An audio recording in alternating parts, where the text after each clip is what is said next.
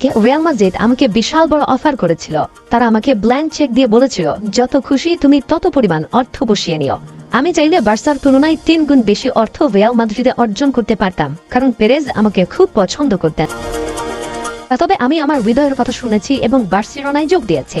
কথাটি বলেছেন বার্সেলোনার সাবেক তারকা ফুটবলার নেইমার জুনিয়র। বলে সকল নিউজ সবার আগে পেতে আমাদের রিংকন ফুটবল 24 ইউটিউব চ্যানেলটি সাবস্ক্রাইব করুন এবং ফেসবুকে পেজটি ফলো করে পাশে থাকুন। নেইমারের সুযোগ ছিল রিয়াল মাদ্রিদের হয়ে খেলার, সুযোগ ছিল পেপ গার্দিওলার আন্ডারে বায়ার্নে খেলার, সুযোগ ছিল বার্সেলোনায় আজীবন থেকে ফুটবল বিশ্বের অন্যতম সেরা হওয়ার। কিন্তু হায়, নেইমার তার কেরিয়ার জুড়ে নিয়েছেন একের পর এক অসাবধানী সিদ্ধান্ত।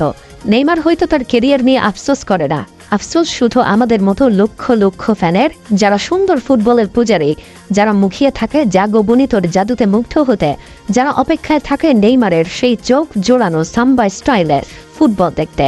সাম্প্রতিক সময়ে এক ইন্টারভিউয়ে নিজের কেরিয়ারে ঘটে যাওয়া বিভিন্ন সময়ের বিভিন্ন বিষয় তুলে ধরেছেন নেইমার জুনিয়র। ক্যারিয়ারের সায়াহ্নে ইনজুরির কারণে যোগ্যতার সবটুকু অর্জন করতে না পারলেও এক যুগ আগে সম্ভাবনাময় সেই নেইমারকে নিয়ে আগ্রহর কমতি ছিল না জায়ান্ট সব ক্লাবের। শৈশবের রিয়াল মাদ্রিদের একাডেমিতে ট্রায়াল দিতে এসেছিলেন নেইমার জুনিয়র। সেবার রিয়াল মাদ্রিদ আগ্রহী থাকলেও বাবার চাকরি ও নিজ দেশের জন্য সান্তোসে যোগ দিয়েছিলেন নেইমার। এরপর বার্সায় আসার পূর্বে আবারও রিয়াল মাদ্রিদ দলে আসার জন্য অ্যাপ্রোচ করে ব্রাজিলের সর্বোচ্চ গোলদাতা নেইমারকে লস ব্লাঙ্কোস শিবিরে আসার জন্য দেওয়া হয় ব্ল্যাঙ্ক চেক। কিন্তু নেইমার সে সময় বেছে নিয়েছে পূর্বসূরি রোনালদিনহো রিভালদোর বার্সেলোনাকে। নেইমারের ইন্টারভিউয়ে উঠে আসে আরও একটি বিষয়, তখন পেপ গার্দিওলা বার্সেলোনার হয়ে ট্রেবল যেতে মাত্র দল ছেড়েছেন, এখনও কোনো ক্লাবে যোগ দেননি আনুষ্ঠানিকভাবে। নেইমার তখনও খেলেন সান্তোসে। সেই সময়ে রাত 2টায় পেপ হাজির হয় নেইমারের বাড়িতে। পেপ গার্দিওলা নেইমারকে বায়ার্নে নিতে চেয়েছিল, বলেছিল প্রতি সিজনে যদি 60 গোল করতে না পারে নাম বদলে দেবে নিজের। পেপের বিষয়ে নেইমারের ভাষ্যমতে বিষয়টি হুবহু তুলে ধরা হলো। 2012 সালে ফিফা পুরস্কার জেতার পরে বার্সাতে যোগ দেওয়ার আগে আমি বায়ার্ন মিউনিখে যোগ দেওয়ার একদম কাছাকাছি ছিলাম।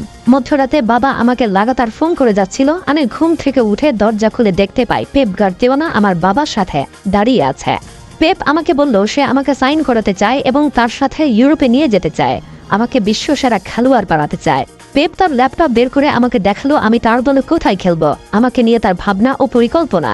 পেপ আমাকে আরও বলেছিল, তোমাকে দিয়ে যদি আমি সিজনে 60 গোল করাতে না পারে আমি আবার নাম বদলে ফেলব। মধ্যরাতে পেপ গার্দিওলাকে রিজেক্ট করেছিল যে নেইমার জুনিয়র। মেসি বলেছিল যাকে সেরা খেলোয়াড় বানাতে সব করবে। রিয়াল মাদ্রিদে ব্ল্যাঙ্ক চেকের অফার রিজেক্ট করেছিল যে নেইমার জুনিয়র।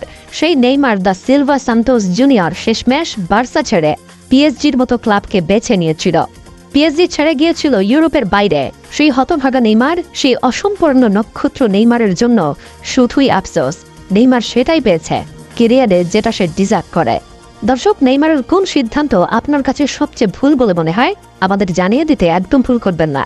আর ফুটবলের সকল নিউজ সবার আগে পেতে আমাদের রিংকন ফুটবল 24 ইউটিউব চ্যানেলটি সাবস্ক্রাইব করুন এবং ফেসবুক পেজ থেকে দেখে থাকলে পেজটি ফলো করে পাশে থাকুন। ধন্যবাদ। খোদা হাফেজ।